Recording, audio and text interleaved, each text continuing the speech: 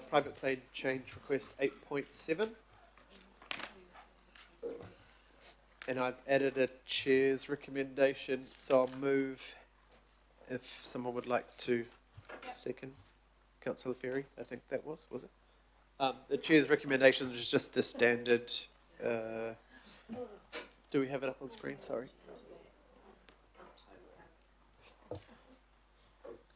Oh.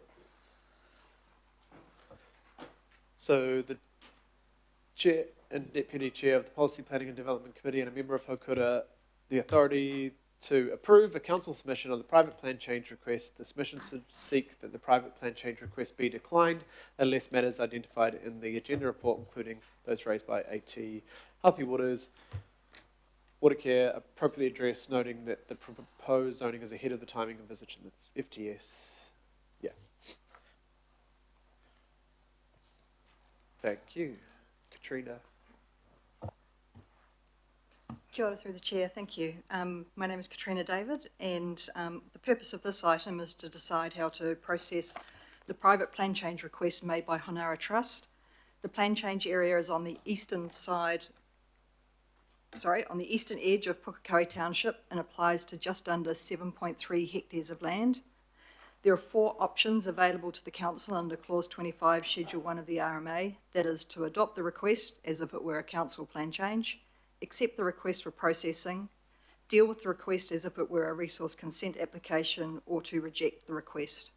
And my recommendation in this report is to accept the request for processing. So the request proposes to rezone the land from future urban zone and a small amount of mixed rural zone to the mixed housing suburban and single house zones. It also proposes a small relocation of the rural urban boundary, which affects just over 1,800 metres squared. The plan change estimates a development yield of approximately 85 residential lots. The request also proposes to apply the Stormwater Management Area Flow 1 control and to apply a new precinct, being the Pukekohe East precinct.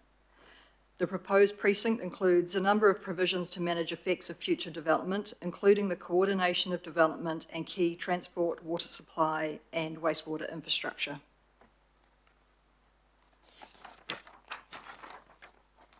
So infrastructure and structure planning are key considerations for rezoning requests such as this, and Council and our CCO experts have reviewed the request and provided advice on it. The request is partially aligned with the Council's Pukekohe Pairata Structure Plan, which was completed in 2019. The structure plan seeks the coordination of infrastructure delivery and land development across the structure plan area and proposes the mixed housing suburban zone for the actual plan change area. The future development strategy, as you know, is Council's long-term approach to growth and development, setting out when future urban areas are anticipated to be development ready and the infrastructure required for this. The request is out of sequence with the FDS timing of 2035 plus for this future urban area. Now, the request relies on Watercare's public water supply and wastewater networks to service the plan change area. Watercare advise it is technically feasible to service the plan change area for bulk water supply and wastewater ahead of the FDS 2035 plus timing, without compromising their ability to service existing live zone areas, provided there's appropriate amendments to the precinct provisions. Currently, there is capacity in the existing bulk water supply accessed through the Pukekohe East bulk supply point. It is only once this is exceeded that the Ngāhere Road bulk supply point identified in the future development strategy will be required. The plan change area cannot connect to the wastewater network until the Pukekohe North Wastewater Project is completed in 2028 as indicated in the FDS. And once this is completed, there is expected to be sufficient capacity in the network to service the plan change area, dependent on tracking of growth and loading into the Pukekohe wastewater treatment plant. Road access to the plan change area is proposed via an interim collector road and roundabout intersection onto Pukekohe East Road.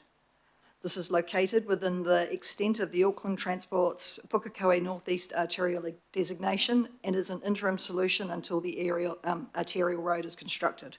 Excuse me. Auckland Transport advise they are comfortable that an appropriate interim roundabout can be accommodated, but do have concerns about the proposed design in the plan change request and the impact this may have on future roading infrastructure.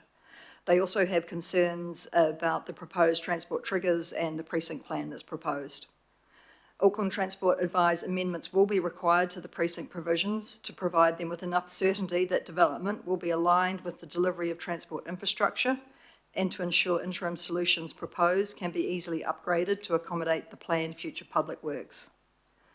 Other council experts, including Healthy Waters and Resilience, have also reviewed the request and have not raised any concerns that could not otherwise be addressed through the hearings process if the request is accepted for notification.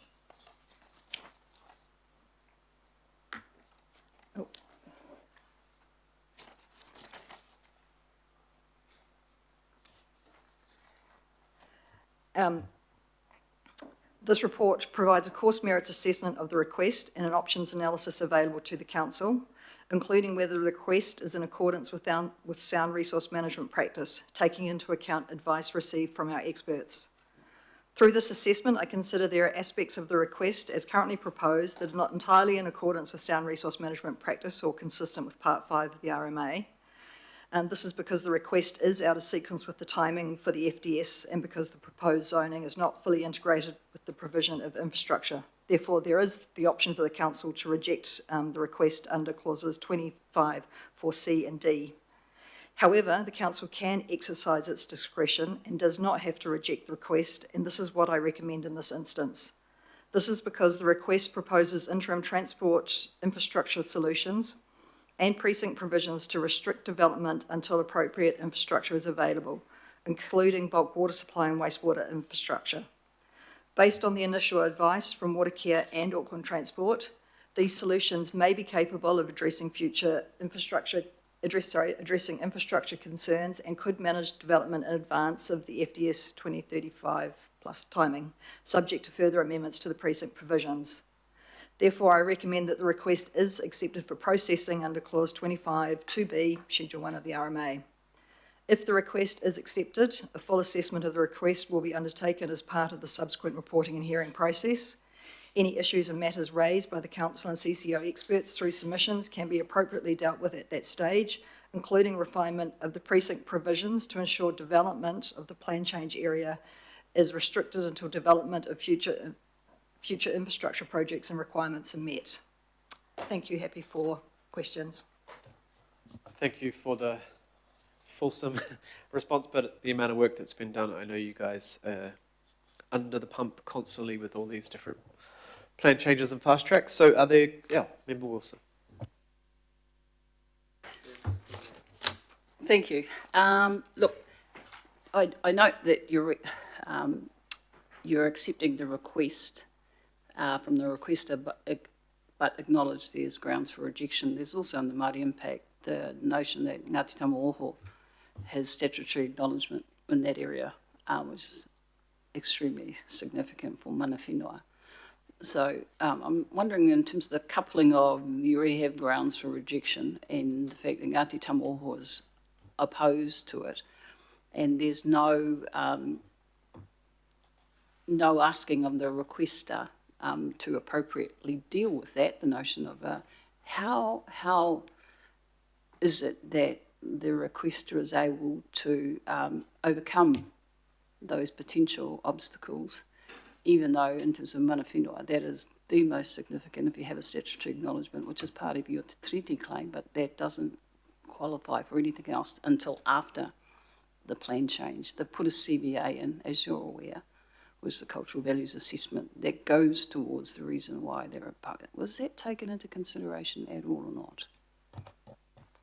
Through the chair, as you noted, it is in a Ngāti Tamo'oho statutory acknowledgement area, and the applicant did engage with them before they lodged the plan change with us. Ngāti Tamo'oho has provided a CVA which was provided to us with their application.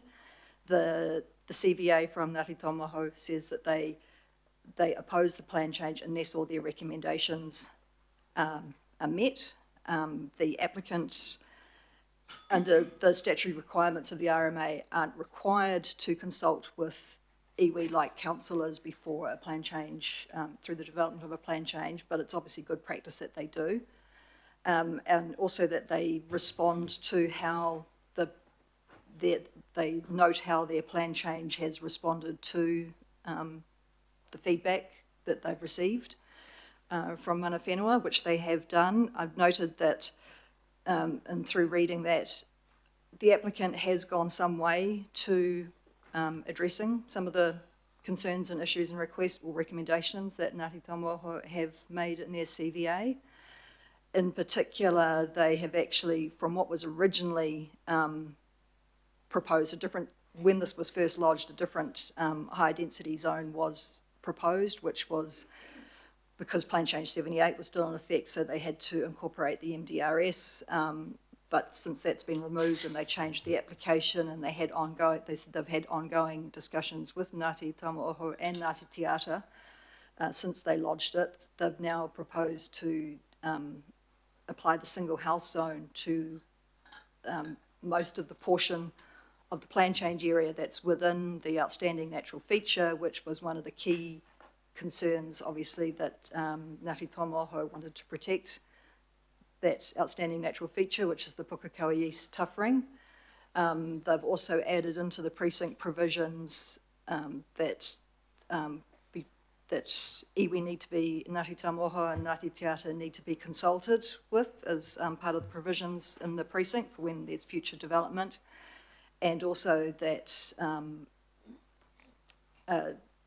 various tikanga should be followed, and that there needs to be cultural inductions and so forth before any earthworks are done. So they have gone some way to addressing, I believe, some of Ngāti Taumāoho's concerns in their recommendation. Some of the recommendations, I think, are better dealt with at the resource consent stage, which is why it's important, though, to get those provisions in the precinct to start with. Some of the recommendations were not necessarily specific to the plan change area, but perhaps wider. So I did consider what was in the CVA and what it was that Ngāti Taumāoho had recommended, and I felt that at this stage the applicant has shown a willingness to address some of those concerns and proposed changes through the process, and that going forward, if it is accepted and through the submission process and the normal reporting process, it enables a greater consideration of Ngāti Taumāoho's concerns. So just to follow on that question, and I know we're all tired. Statutory acknowledgement is not because I have interest in an area, and I'm confident you understand that. Statutory acknowledgement relates to te treaty redress that an iwi has received. That Auckland Council sits here to support the notion of te treaty. So it's not because, they have high interest. It is an instrument that's used clearly in a process that determines that that area is significant statutory acknowledgement. So I would have thought that, given that there was already acknowledging grounds for rejection exists, that to be helpful, Auckland Council would clearly explain the position that they have in terms of how they work and partner with mana whenua, no more, no less than that. The CVA, of course, is some way towards that, so whether you can't reject it necessarily because they have a statutory acknowledgement in that area, and you can't make a determination, is my view of the world, on whether or not that should or shouldn't be accepted, because it already has. So it's just the process and the ownership in terms of partnering with the Crown and with the statutory acknowledgement, and Auckland Council hasn't seemed to mesh instead of in terms of the requester making the request and saying, oh, well, Council will accept that and we'll do something else when the process comes. I just thought there would have been some understanding and acknowledgement of a statutory acknowledgement as it exists, because they're very rare, as opposed to we've applied for a plan change and it's going to impact on your treaty redress. That's the confusion there. Anyway, that's my explanation. But my other part relates to the FGS and the sequencing. So I thought that I heard you talk to, on a repeated case-by-case acceptances, setting out almost a de facto FDS sequencing policy, because it sounds like, there's some I don't know, amendments to be done in terms of what's happening in that FDS space.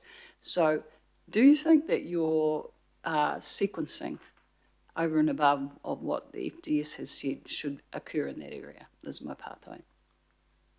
De facto sequencing.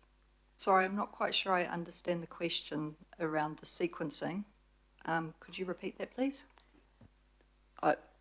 I'm not sure the gentleman sitting next to you was making. Through the chair, I mean, certainly the FDS identifies infrastructure prerequisites, and Katrina's report addresses each of those, and also with the backup of advice from Watercare and AT, Road Controlling Authority at the time, of course, and Watercare rule with regard to those prerequisites and the NORs and designations in the local area as well. So it's less stark than perhaps some of the other private plan changes that come before the committee and the chair.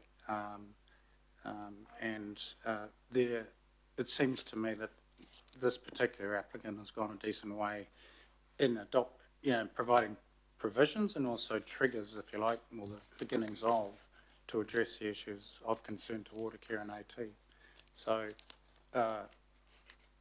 it is ahead of the curve in terms of 2035, but for the reasons outlined in the report, in this instance, it's okay. It's deemed to be appropriate that the recommendation is to accept. Thank you. That's all the part I have, but I wouldn't mind some commentary too, Mr. Chair.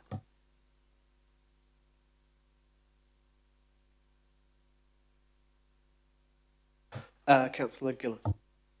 Oh, thank you. It was actually a question for you, Mr. Chair. I just want to understand exactly what you put up here. So you're proposing that it proceeds, but that council will then put in a submission asking that certain things happen, and if it doesn't, then asking it to be declined. And so my question really is why not just put forward that we decline this now? Well, there's very slight windows of rejection, but the advice from the staff, and that's on the record now, is that it really should be accepted because of the timing of the infrastructure. The size is pretty small, the number of houses, the density, etc., etc. It's not like this is 7 hectares compared to, say, Arvida, which we rejected 159 hectares, and there was very good grounds. We will just end up in the Environment Court, and there's a strong likelihood that we can't get through that, process. So this would then go to a plan change hearing, and if we are not happy the infrastructure is being addressed, then our submission is very clear from the beginning that we would like to decline this application. We don't have the right to do it, but we have the ability to give a submission to the panel to decline. Yeah, this is what we normally do in a case where the evidence before us has been said that actually we should accept this. Well, my next question then is, what are the ramifications if we decline? Because it is open to us to decline at this point, and we do need to draw a line in the sand over these sorts of applications because, as has been said, a submission won't actually be ensuring it's declined. We're actually leaving their decision entirely up to the hearing panel, and as we know, when those then come back to us, we have to rubber stamp them. We don't get the opportunity to say no later. So this is the time now where if we're not happy with it to decline. So what are the ramifications, please, if this is declined at this point? I can take that one, Chair. Councillor Gillen, as stated in the report, the applicant can then appeal to the Environment Court, and the Environment Court is looking at what are the grounds for rejecting. The report has highlighted that there is a potential ground on the basis of being contrary to sound resource management practice, and a potential ground in terms of being contrary to Part 5 of the RMA.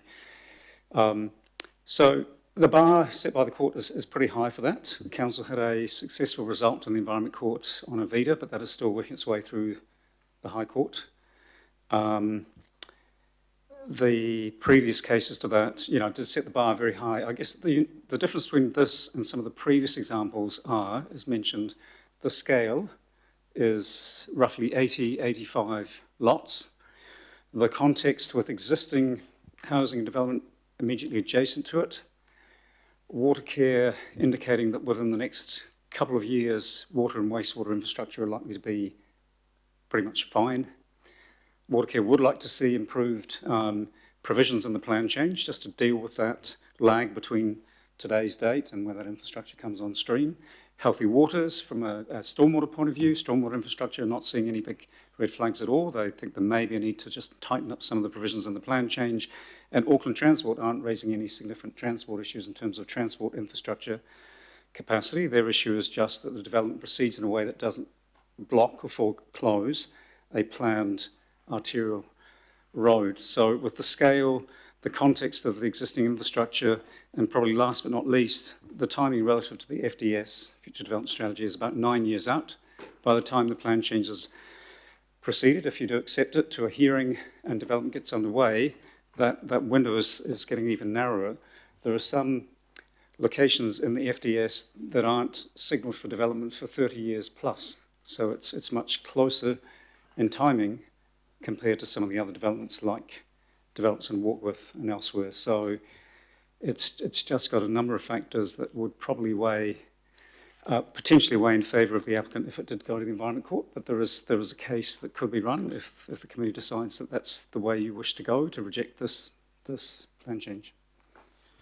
Yeah, put into consideration Drury and Beachlands. I mean, we appealed Beachlands 10,000 dwellings, and that was approved. This is 84, and we could spend a lot of time and money, so ratepayers' dollars, on a Environment Court, which on paper and in public is said that on balance, so trying to be careful with ratepayers' money, and I would rather spend it on the big fights that we've already been trying in other areas, such as the fast tracks. I mean, it is a disappointing situation that we are keep facing through plan changes and fast tracks, but I can't think of one. There's a few in the mix that I won't name that we might get there on, but yeah. Are there any more questions? Councillor Turner. Not a very sensible one. I'm listening to everybody, and all I have in my mind is that the number of people, not on larger stuff like that one, a couple of times, the number of people who have approached me saying we're locked down in this hole with the council and we want to air it and get somewhere, and so they come to the politicians to bring it to this table. So up there we're delegating away everything to be negotiated away from this table. Is that right? What we've got here is quite a complex situation which can be aired in public and everyone sees why and where the thinking is and where it's going. But here we're saying, well, we'll delegate it to take it off the table and let staff negotiate with the applicants. That we're not letting anyone negotiate. We're being asked if this goes notified to a plan change, which will go to a hearing, or have local board, mana whenua, everyone can submit on it, then it goes to a panel. Our submission at the moment, if the infrastructure can't be addressed, will be to decline. The panel then decides. If we reject, it's, as my experience so far, goes to the Environment Court and it gets pushed back and approved anyway on extremely large developments. We push back pretty hard, but this one is quite small. The infrastructure, as laid out in the report, is quite soon. So we just have to make a decision whether... So why do we need to delegate? Why don't we just make the decision to... Sorry? We're delegating just to ensure there's a submission approved. We can send it around to everyone to see, but we don't have a submission here because we don't know if we're going to do... okay. Yeah.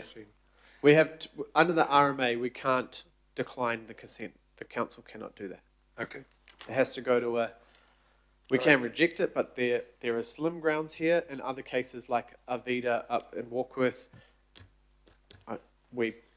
I pushed to reject that, but that, we're talking about 159 hectares versus this one is It's the 7. same as on resolve here, is it, Mr. Chair, or is it changed on? I'm just looking at the top Everything is one. the same apart from we've added That the piece there. C there, just to make sure, because we could just approve it with no direction to staff that we would like to decline it. We would like our submission to be declined, but we don't have the power to approve or decline the Okay, consent. okay, understood. Councillor Ferry. Yeah, thanks. I think part of the confusion here in our 8th hour is because we're using the words accept and reject at different part and decline and oppose at different parts of the process, and people are getting confused that they think we mean different parts of the process from, we're sort of, I think there's a bit of talking past each other. So I wanted to ask a question that I'm hoping will clarify. And I wonder if it would help, Chair, if the wording of that is, rather than the submission should seek that the private plan change request be declined, although I know that's what we would be doing, it would be the submission should oppose the private plan change request, because I think we are talking about two different parts of the process, and it might help people to understand. Can we not do that? It's not that legal have written this because this is what we will be writing. This is what our submission will be in the hearing. And our staff will be standing there defending council's view to decline. So that's where, but I think what's happening is that we can decline the process starting. We reject the process starting, or we accept the process starting. That's the decision today, right? Have I got that right? Yep. So that's reject or accept. And Okay. accepting does not mean we support it. No. Just so, and then the next step is we can still make a submission requesting a decline, or we make a submission that doesn't take a position but points some stuff out, or we could make a submission saying we think this is great and it should proceed, right? So we've got two separate processes here, and what we're deciding on now is whether the process starts, the reject or accept, and then what's been added in, acknowledging that there are concerns about this plan change, is in the second part of the process, we are saying we think it should be declined. So the decision today is the first part of the process, but we're adding in, and when we get to the second part of the process, we're seeking a decline. Have I got that right? Yes. Okay. So what I've heard from staff is that they feel while we might have grounds to decline in the second part, and we might technically have grounds to reject in the first part, the grounds in that first part are not probably sufficient that it would stand up in the Environment Court. And so our best chance of actually getting something different from what's been applied for is in that second part. Have I got that right? Yes. Well, the nature of the wording in that suggested resolution doesn't look atypical to what has been applied in other plan change situations under Clause 25. It provides scope to address those issues in the council submission.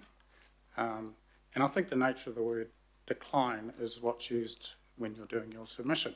So, you try and hit hard, if you like, in terms of getting those matters addressed or able to be addressed. It provides scope. The panel, when it goes on, if it goes on through notification into a hearing, the panel would pay heed to council submission and other submitters as well, and note that it says we want these things or else.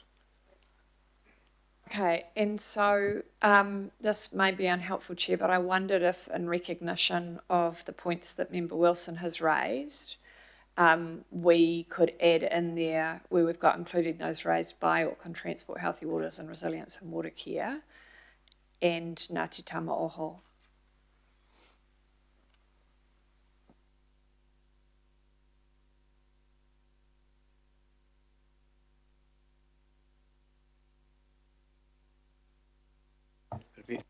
after the words water care.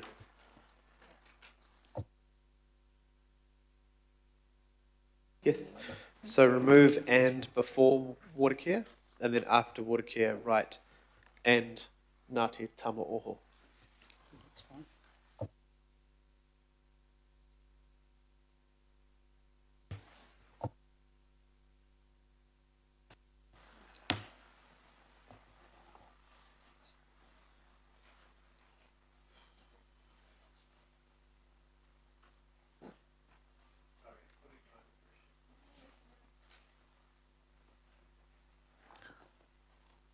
While that's being addressed there, Chair, I wonder, just in the interest of time, I can't find anywhere anything about the entity Honara Trust. Do we know who the Honara Trust is? Through the chair, that's the landowner. Yes. Yes, But so they own about 95% of the site. There's one site that they don't own in there, but they own that part, and they own a lot of the rural zone surrounding it as well. So the only reason I raise it is that sometimes we see developers falling over, and I'm sort of comfortable with this proceeding and in a belts and braces way, because if we approve the request being accepted, they meet all the costs associated with it. Well, all the costs are recoverable. Where I have a difficulty is when we accept things and then the developer falls over and we've ended up carrying the can for what costs then ensue. So I just was curious to know that you are confident that you have a credible developer. Through the chair, the Honara Trust are the landowners. Their Yeah, no, reporting I know they're the reporting landowners. doesn't necessarily say that they are the ones who are going to develop it. This is just that they are seeking the rezoning. Credible parties, perhaps I should have used that terminology. I haven't done a financial check on the landowners as such. No, or anything like that. I can I'm just- not going they're not to a- use I- an argument for grounds for accepting or rejecting. It was just a curiosity to know who that trust was, because it doesn't appear on any of the research that I've been able to do on entities. So yeah, unlike a resource consent or a fast track, the private plan change, I can do a private plan change to change your house or someone else's house. They're changing their own land, but it doesn't necessarily mean they have anyone to develop it at this time. I completely understand that, thank you. But you've confirmed also for me that in this situation, if we proceed to accept, that the parties will then have all of the costs of processing that will be recoverable. Yes, so that really is just what I wanted by way of belts and braces. Are there any other questions? Right. Thank you very much. I know this is very complicated. Planning is extremely complicated at the moment. There's so many different things coming at us. Is there, you would like to debating point, Member Wilson? I'm just saying thank you very much for all the effort that's gone into accommodating that. I appreciate to the staff. I'm very focused on what it is that I'm. Look, that's a lot of time. I mean, I've never spoken so much ever before in any meeting, and that I think could be accommodated, Mr. Chair. If the item's coming here and it's coming at short notice, then at least if the Secretariat can help to then inform, it might cut down the time that I would need to participate, if that can be considered. But thank you, is really what I'm saying, for the solution that's been offered. Kia ora, Member Wilson. All those in favour? Just briefly, I don't know whether this is precedent setting by the inclusion of Ngāti Tamaoho, whom I met with last week, but if it is precedent setting, it would have been interesting if we'd had that provision in the recent acquisition of the land on Linwood Road for the cemetery, because I know that they were strongly opposed to that particular proposal.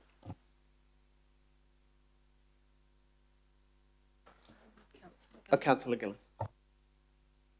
Thank you, Mr. Chair. I won't be supporting this today. There are a lot of people across Auckland that rely on us to defend the unitary plan as much as possible. We shouldn't be taking a gamble on the independent hearing panel ruling in our favour. We should be drawing a line and start saying no when developers are trying to go outside of what we have agreed to in the unitary plan. Thank you. Thank you. Councillor Turner. Sorry, I'm too tired, forgot to press my button. Councillor Gibbon just took the words out of my mouth, did a better job than me. I've just been sitting here thinking to myself of, like the people this morning who said we're not planning, and so I won't be supporting this either. Thank you. Thank you. Councillor Turner. That is fine, but our job is unfortunately to balance it up. The whole point of a plan change is it's changing the unitary plan. Under myself as the chair, the last 4 years has been the first time we've rejected a number of times, first time we've appealed. We've lost almost every time, but we have gained things, so it's been really important. We've pushed back as much as we can. I asked significant amount of advice on this one.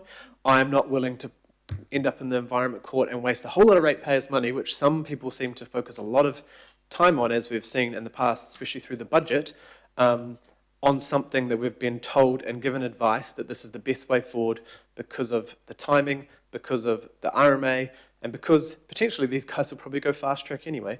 So for me, we have pushed back where we've got strong advice, strong defence, and the ability to do so even when it's cost a lot of money. This time, I believe it is of such small scale, 84 properties. They've downzoned already from 3 stories down to single house and mixed housing suburban. They also agreed to do some of the infrastructure, and our position is to decline through the panel. This is the way the RMA sets up things for us. That's why we've had workshops on this. I don't like this either, but I am preferring this process, which we actually can have a plan change, then resource consent, and then correct amount of DCs than the fast track process, which has so far approved 5,000 dwellings without any ability, basically, for our teams to oppose or decline or to raise the money. Probably the Dalmore situation might have lost us around $80 million. So this is one process that is difficult, but it's far better than the other processes that we are stuck with. So I will be taking responsibility and voting for this, even though I do not like it, because that's our job. All right, you convinced me. I'm a flip-flopper. Thank you. All those in favour? Aye. Any opposed? Opposed. Councillor Gillen opposed. Thank you. Right, I'll take the next 3 items. I'll just together. I'll move. Councillor Ferry, second. All those in favour of those? Is there any questions on those 3 procedural items? No debate, hopefully. All those in favour? Aye. Any opposed? No. Close it. Unahia, unahia, unahia. Kura tapinui, kia wātea, kia mama, tēnākau, te tinana, me te wairoa, e te ara takatu, koia rā e rongo, whakairea ake ki runga ka tina. Haumie, huie. Thank you.